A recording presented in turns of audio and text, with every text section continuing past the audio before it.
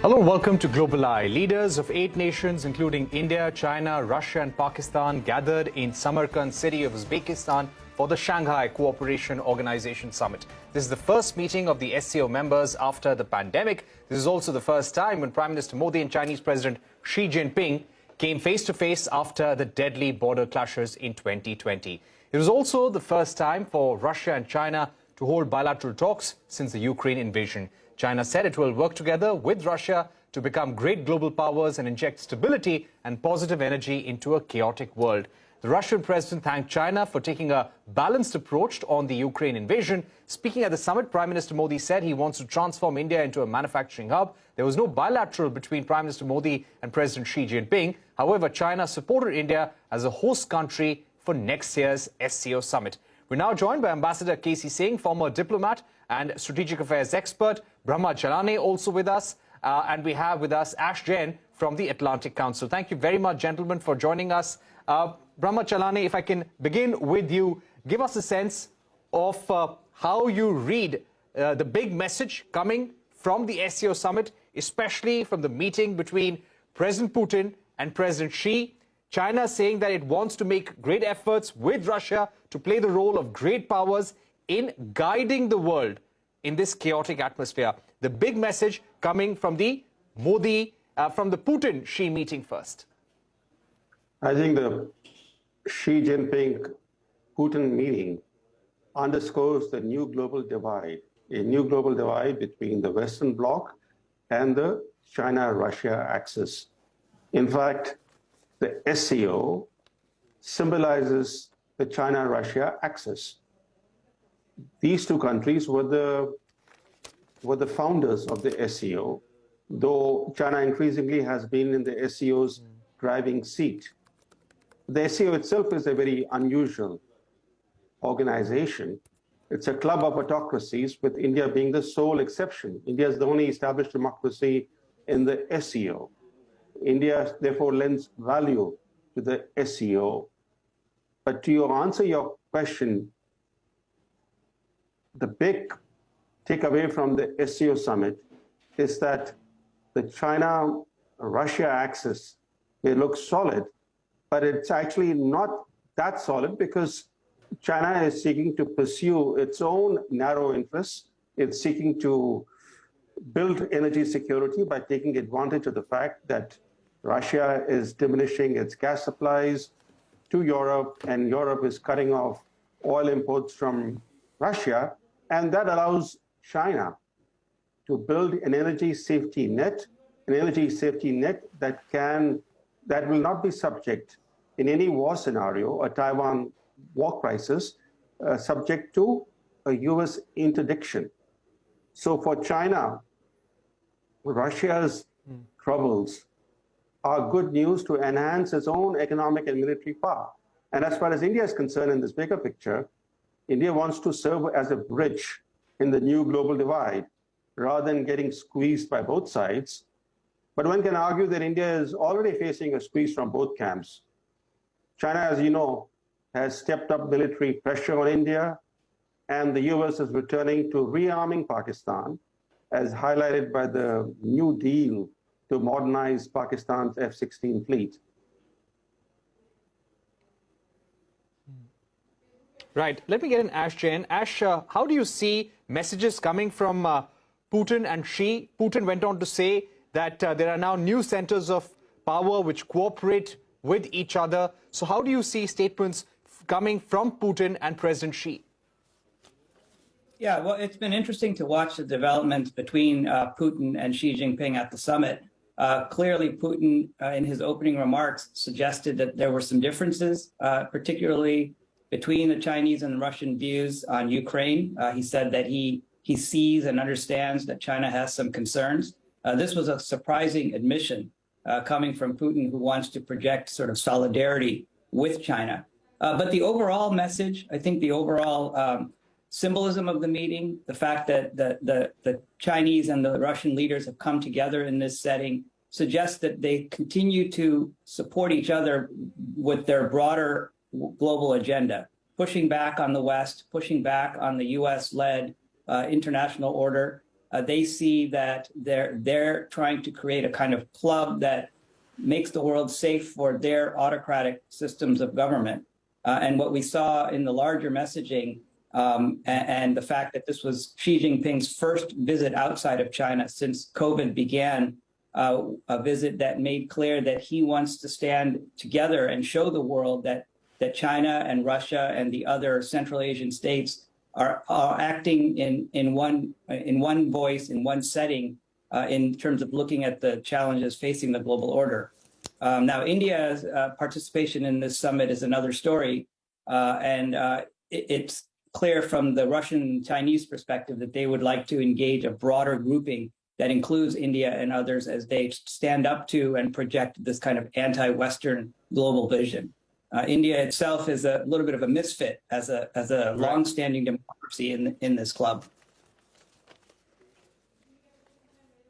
Right. Let me get an Ambassador K.C. Singh. Ambassador K.C. Singh, in the past as well, Russia and China have spoken about their friendship. They have gone on to say that they hope that this partnership will be an example for international relations across the world. Do you think the closeness, the proximity of the two leaders, of the two countries at the SCO Summit was symbolism limited to the SCO Summit, or is there a larger significance for the evolving global order as a result of their statements? Well, firstly, look at the difference between the language used in Beijing at the end of the Olympics there, where they talked of no limits partnership. And this is before Russia opened its Ukraine campaign. So there the Chinese were looking at a much broader engagement with Russia in terms of the context then existing. So convergence was taking place. The Chinese, as Mr. Chellaney has put it, were looking for energy security, and that was being provided by Russia turning away from the West and diversifying, and therefore reaching out to Chinese and supplying the energy. There's a new pipeline, which is a gas pipeline, which is coming up, which now gains even more importance when Nord Stream, etc., are becoming dysfunctional or non-functional. Particularly after December, if Europe is going to scale back completely, then the Russians need new markets. And therefore, China provides an immediate market. Now, the question is, what is India doing? It's always known that the focus would be on Xi Jinping as well as Vladimir Putin, because that's what the world was watching to see. Is it still a no-limits partnership, or it's a conditional partnership? Now, it appears it's a more conditional partnership. China does not want to hazard its relationship with the West. So far has not supplied military equipment, probably is not prepared to. It's willing to give financial assistance indirectly by buying Russian gas and therefore keeping the Russians supplied with foreign exchange.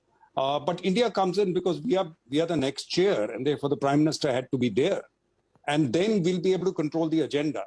But even now, the agenda which the Uzbek president had in mind was more energy security, food security. And there seems to be little attention paid to that. All the focus has gone on China and Russia. Now, as far as India is concerned, Prime Minister is talking of India as an innovation hub, supply chain diversification, resilience. Now, how are you going to have supply chain resilience if your relationship with Pakistan is not normal? You know, if Article 370 abrogation is going to upend your relationship with Pakistan to the extent that you can't even meet or the Prime Minister doesn't want to, the two Prime Ministers can't meet the Prime Ministers of India and Pakistan, how are you going to open up the space to India's West? Because Pakistan will not allow you access to Central Asia. You can go via Chabahar and Iran, but certainly Pakistan is not going to open it. And the shortest route is always going to be this way. So therefore, we can talk of resilience, talk of linkages to Central Asia. I don't think they are investment-rich countries in Central Asia who are going to be bringing investment in. So in a sense, there is a slight disconnect between Prime Minister's message and what SCO is all about. SCO was always about security. It was founded 3 months before 9/11. And therefore, it was the concern from Taliban control of Afghanistan which created this, the birth of SCO.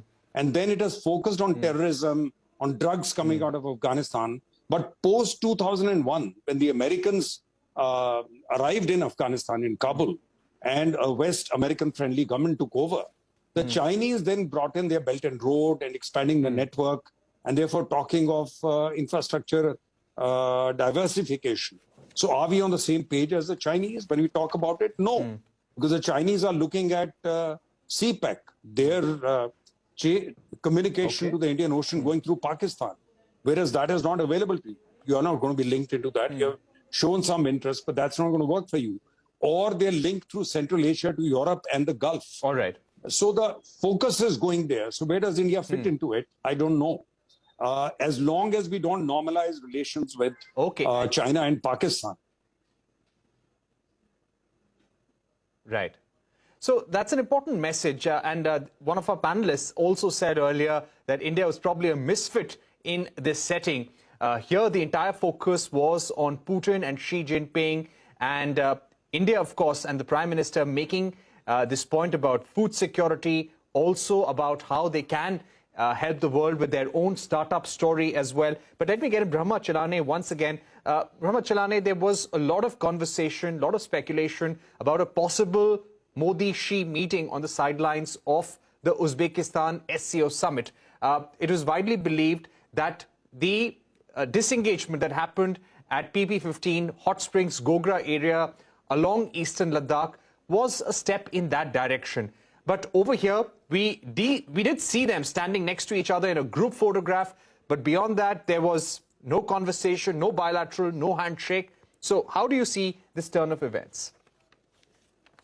Well, first, looking at it more broadly, India can expect no respite in strategic pressure from China, even as China rakes in growing profits from its lopsided trade relationship with India.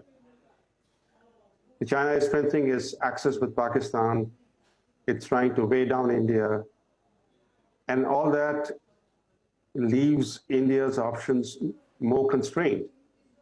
Now, in this bigger picture, whether Xi Jinping and Modi met or not, the bigger picture doesn't change. But it's still possible that there may be a Modi-Xi Jinping meeting this evening because the bilaterals are still going on. And it's possible that we might be surprised with a Modi-Xi Jinping meeting. But even if it were to take place, we should remember that this won't be a meeting that is going to lead to any breakthrough. After all, Modi has met Xi Jinping how many times? 18 times. 18 times he met Xi Jinping, and yet the Chinese committed encroachments in Ladakh. They stabbed India in the back, despite Modi bending over backwards to befriend China. The first foreign leader Modi hosted after becoming prime minister was Xi Jinping. And what did Xi Jinping bring as a gift? He brought a Chinese encroachment in Ladakh in 2014. So the more India has sought to engage with China, the more China has pretended that it's engaging India while it has been working to contain India. So a Xi Jinping, Narendra Modi meeting is not going to make much of a difference to the bigger picture that India faces growing strategic pressure from China. And it has to deal with that pressure not through showmanship, diplomatic showmanship, which is what we increasingly are focusing on. In recent years, every China-India meeting has been overhyped in India, especially by the Indian media. And yet, our troubles with China have been growing. So India needs to fundamentally change course. It has to not shy away from employing leverage where it has leverage. It should use its large market as a powerful source of leverage vis-a-vis major economies like China. It is true that India has been imbibing greater realism, yet, as you know, India remains intrinsically reactive. And without proactive diplomacy and proactive national defense, India will continue to punch far below its weight. Right.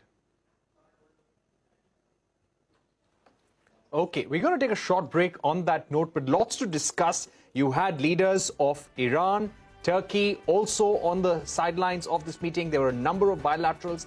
Let's find out more about that. Let's discuss that in detail after this short break.